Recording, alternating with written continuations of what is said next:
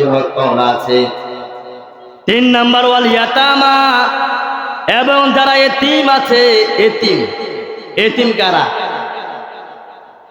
যারা এতিম আছে, যারা অপ্রাপ্ত বয়স্ক অবস্থা বাবা দুনিয়া থেকে বিদায় নিয়ে যায়, আল্লাহ ডাকে পরকালে তারা অবস্থান করে।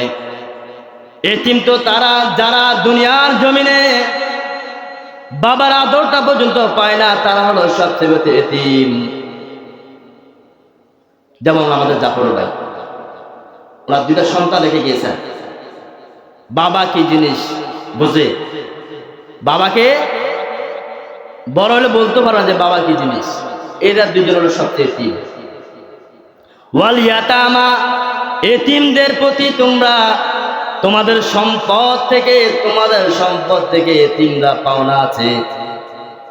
রাসূল আরবি সাল্লাল্লাহু আলাইহি সাল্লাম বলেছেন, যারা এতিমের মাথায় হাত বুলায়, দয়ার শুরুতে, দয়ার নজরে যারা এতিমের মাথায় হাত বুলাবে দয়ার শুরুতে, আমার নবী বলেন ওই এতিম সন্তানের মাথার মধ্যে যতগুলা চুল আছে, প্রত্যেকটা চুলের বিনিময়ে আমার আল্লাহ ওই ব্যক্তিকে নেক আমল দিয়ে ভরপুর করে দিবে। সুবহানাল্লাহ। মায়ার নজরে একটু আদর করে দিলেন, মাথায় হাত বসে দিন, এই সওয়াব যদি হয়। আর এতিমের দায়িত্ব যদি একজন মানুষ নেয়, তার ফজিলত কেমন হবে? এই জন্য আমার নবী বলেছেন, আল্লাহ তাআলা বলেছেন, তোমার সম্পদ থেকে 1 নাম্বার তোমার পিতামাতা, তোমার সম্পদ থেকে 1 নাম্বার পিতামাতা, তোমার সম্পদ থেকে তোমার পিতামাতা পাবে।